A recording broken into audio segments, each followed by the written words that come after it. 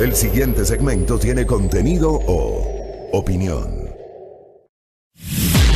La entrevista en A Primera Hora. Analizamos los hechos del momento junto a sus protagonistas.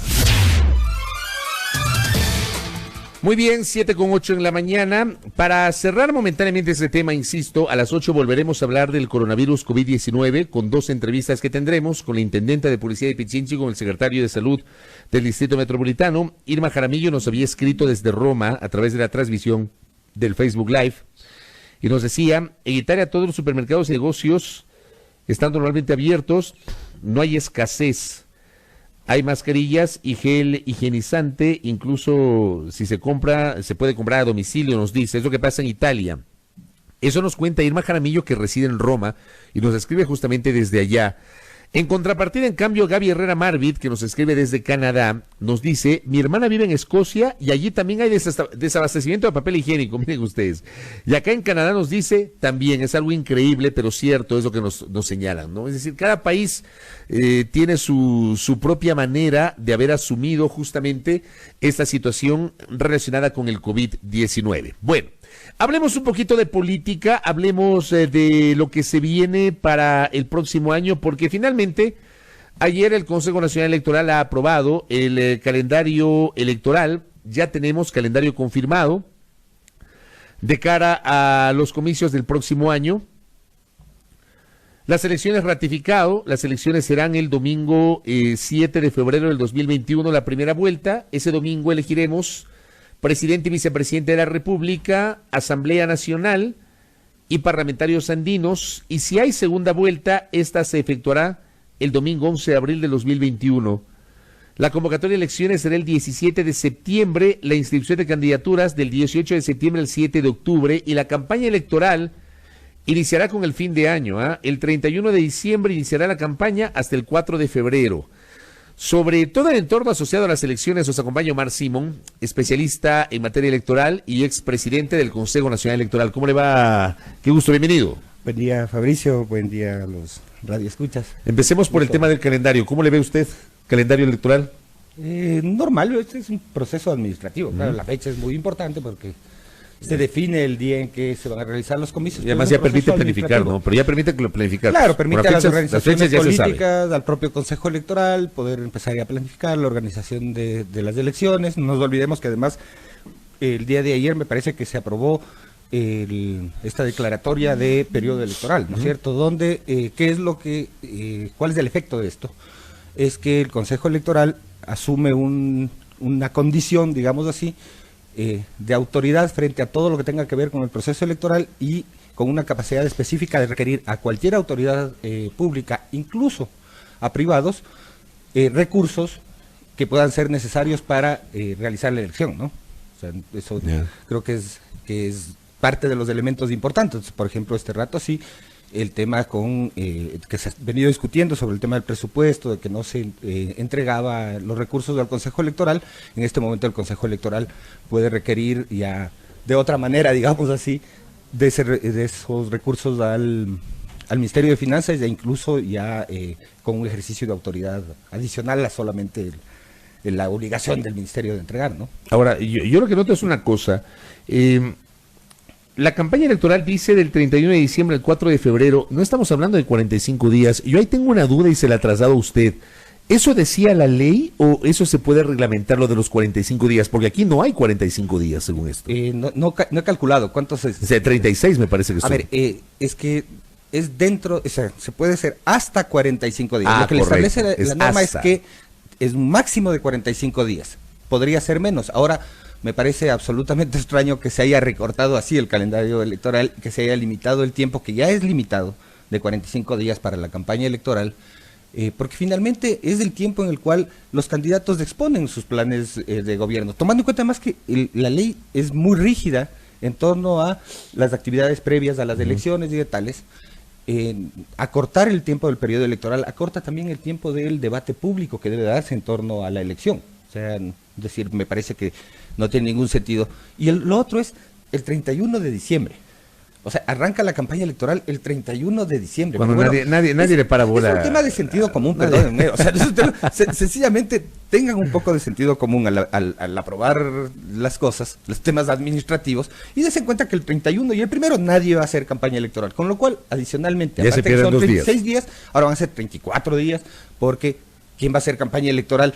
¿Qué candidato va a utilizar el fondo de promoción electoral? Que además de ese tema creo que debemos de hablar, Fabricio, es muy importante. Sí, ya lo vamos a hablar. El fondo de promoción electoral en 2 días que son prácticamente inexistentes. Y encima le cargamos a la gente que el primer día laborable del año, el 2 de enero, vas a tener campaña electoral. O sea, Claro, sí. Sí, a mí sí también pudieron haber corrido un poquito los Sí, tiempos. me llamó la atención, me llamó No la sé si atención se eso. asustaron. No Para sé que si- no les pase lo que les pasó el año pasado. Sí, pero bueno, ahí Está hubo clarísimo. una decisión política del Consejo Electoral de postergar en cambio las elecciones seccionales, lo cual generó lo que generó, es decir, que muchas autoridades no hayan podido posesionarse el día 14 de mayo, que correspondía de acuerdo a la Constitución, ¿no? Correcto. ¿Quiénes estarán habilitados para participar en este proceso electoral? Yo en este momento acabo de ingresar a la página web del Consejo Nacional Electoral. Me encuentro con que a esta hora están habilitadas 24 organizaciones políticas nacionales. A ver, son 8 partidos políticos, 16 movimientos nacionales, ahí tienen 24. Tenemos 72 movimientos provinciales, 166 cantonales, 20 parroquiales. Ahí están movimientos parroquiales. Eso también llama la atención. Elimina los cantonales y los parroquiales. En principio, porque no hay Para mí no elección tiene de carácter sentido. parroquial ni cantonal en esta, Pero en esta ocasión. pero no tiene sentido que haya movimientos parroquiales. Hay elecciones parroquiales, ¿no? Sí, pero... Es un tema que hay que discutirlo en Claro. el plano de Pero la que eso- significa la representación Sí, política. eso rompe ¿no? la representación Y la de una fragmentación organización. no aporta a la representación. Por eso digo, pero tenemos 20 parroquiales, en total 282. ¿Estas 282 estarán habilitadas o hay una revisión de este registro? No tiene por qué haber ninguna revisión. Lo que sí podría pasar, a ver, ya se hizo esa revisión, se supone. El Consejo Electoral ya eliminó una organización política. Es más, ahí faltan 2, ¿no? Unas 2 que les dieron vida inexplicablemente, que son Ruptura, el movimiento Ruptura. No, se llama pero sí Ruptura está del aquí, Chico. sí está Ya aquí está dentro, ahí. sí, ya está aquí. Allá está ahí como habilitado. Está Movimiento Ruptura Y el MPD, ¿no? y el...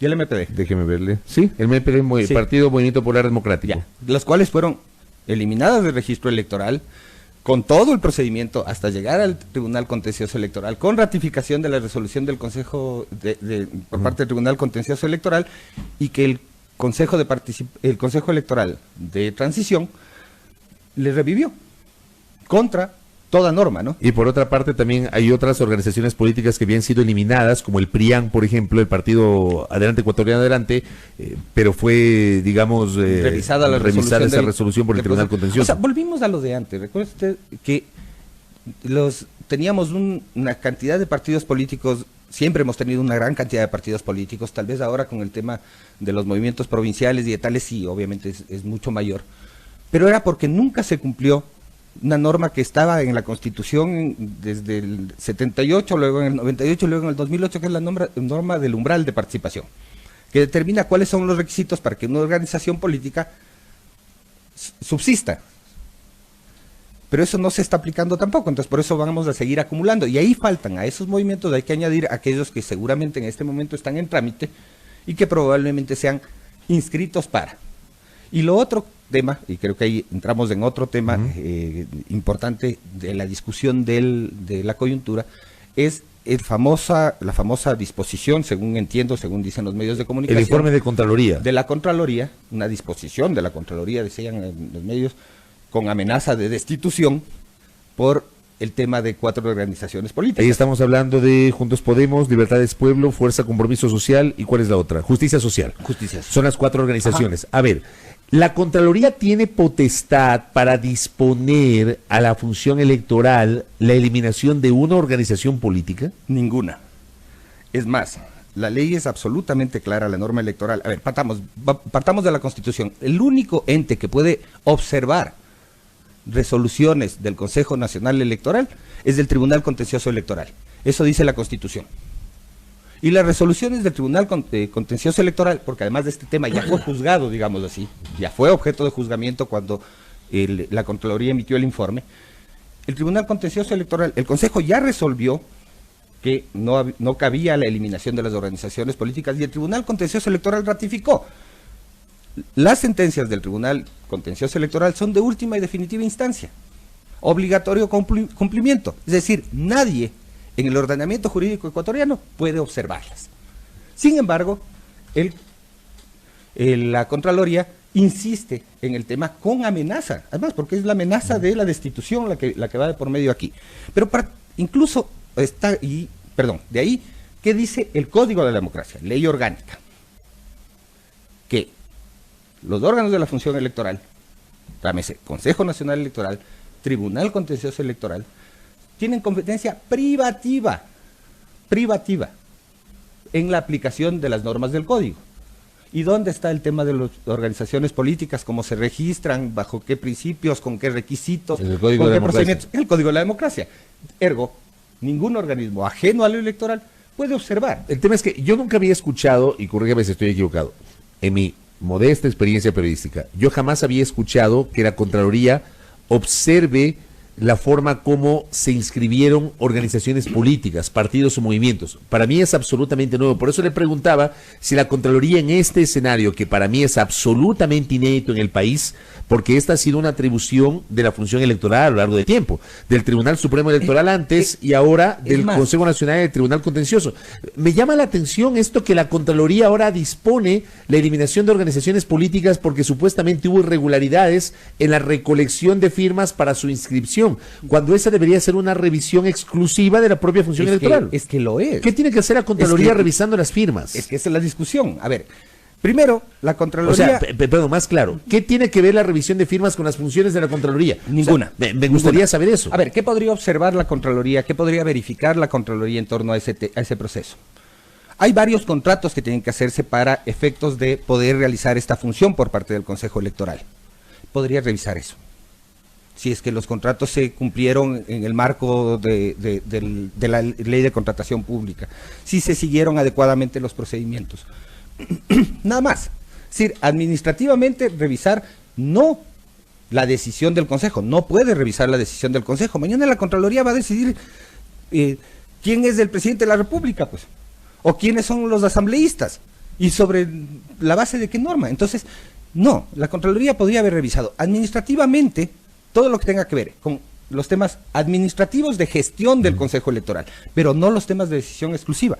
Pero es más, Fabricio, o sea, si usted lee el título del estudio, del análisis de la Contraloría, o sea, que da lugar a esta informe decisión, de auditoría. es un informe de auditoría. Un informe de auditoría. ¿Qué Pero dice? el informe de la auditoría es a la infraestructura informática, tecnológica, que fue utilizada para el proceso de registro de organizaciones políticas, a la infraestructura tecnológica, al software, al hardware que se utilizó.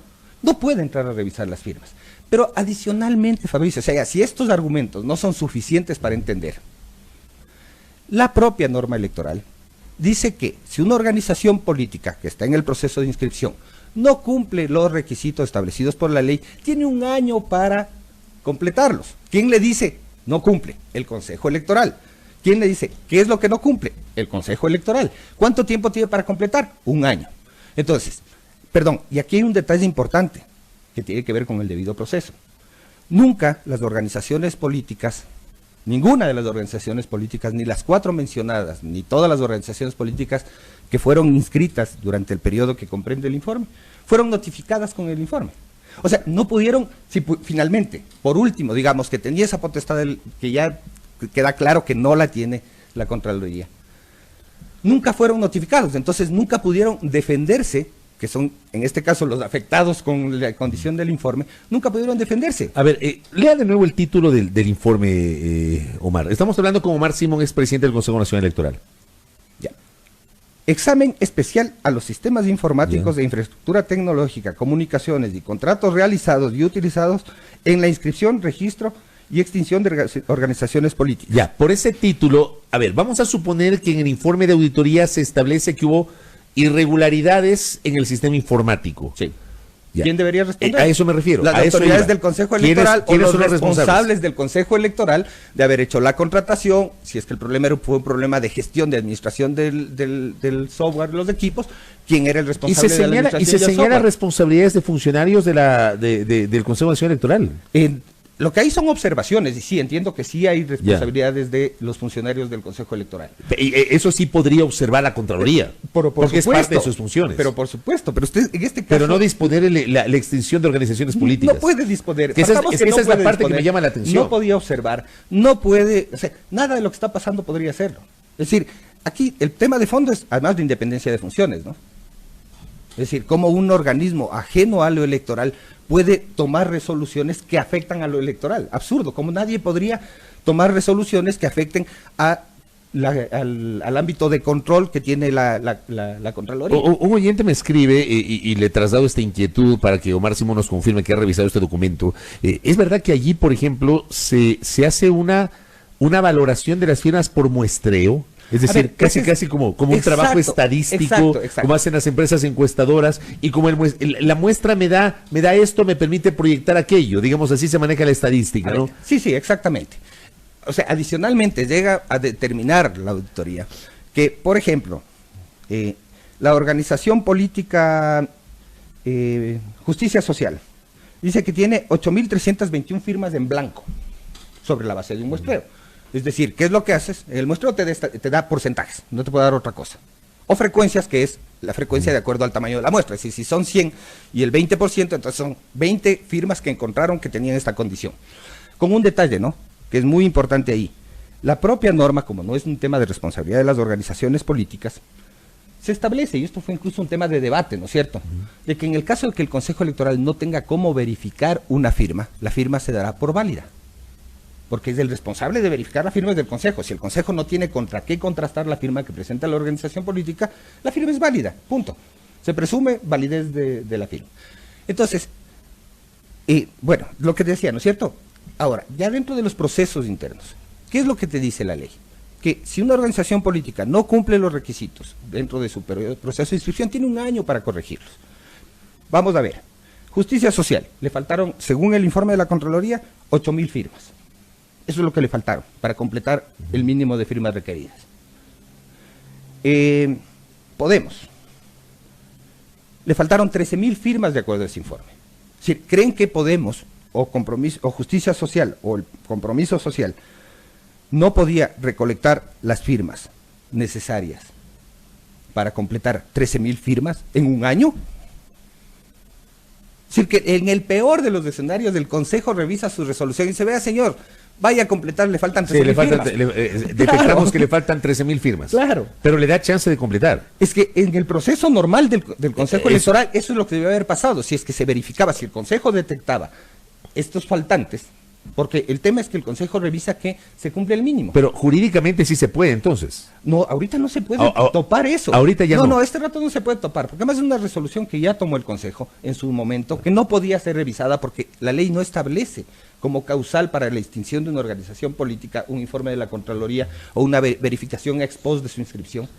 Todos los requisitos Eso ya no son consta en el posteriores. código, eso no consta en el Código de Democracia. Los requisitos para la extinción son los mismos que se deben cumplir para acceder al fondo partidario permanente, ¿no es cierto? Y que además los movimientos políticos tienen que esperar incluso una elección.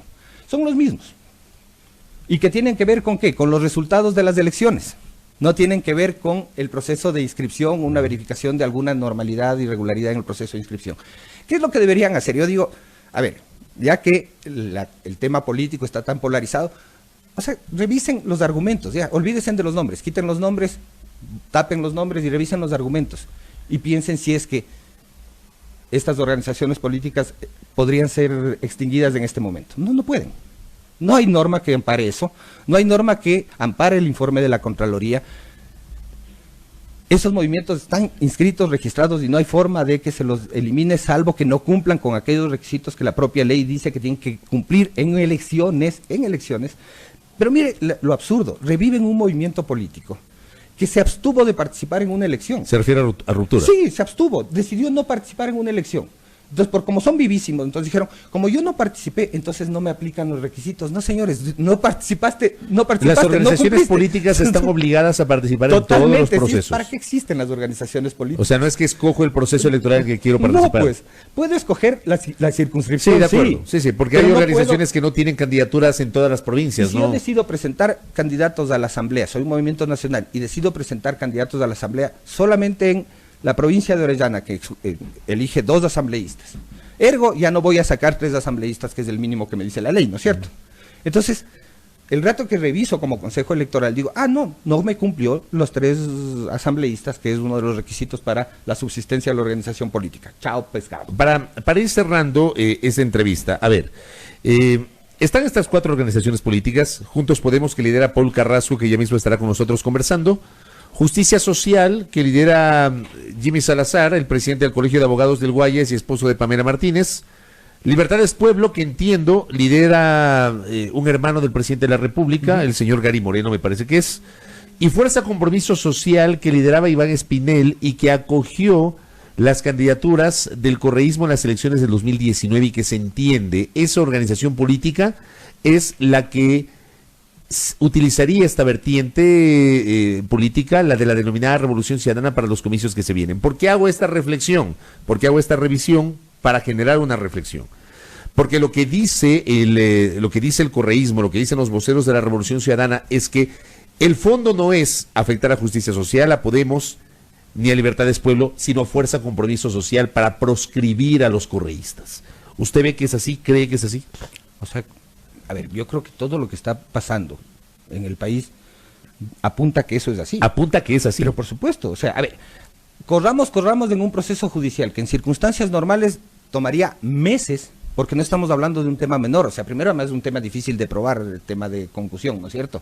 Tomaría meses donde se pide 100 y pico de testimonios y a la mitad del proceso dice, ya, terminemos aquí y corramos porque aquí hay un interés político, ¿no es cierto? Porque es así, seamos realistas. A ver, independientemente de los afectos, desafectos hacia uno u otro actor político, es evidente que todo el aparato estatal busca impedir la participación de un grupo político, lo cual es absolutamente antidemocrático. Si llegan a eliminar esas 4 organizaciones políticas, independientemente de las posibilidades que tengan frente a las próximas elecciones, esa elección nace con un vicio de fraude. Así de simple, porque ¿qué es lo que dice la Constitución? ¿Qué es lo que dicen todas las normas?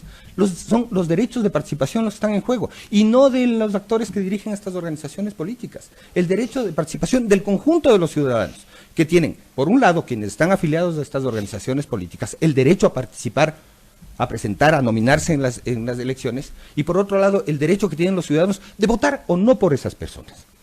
Entonces, todos los días se les doy a hablar a estos señores de democracia, de institucionalidad y de tales, y todos los días vemos decisiones y acciones que rompen totalmente con los principios de la democracia, de la participación, del debido proceso, de la legalidad.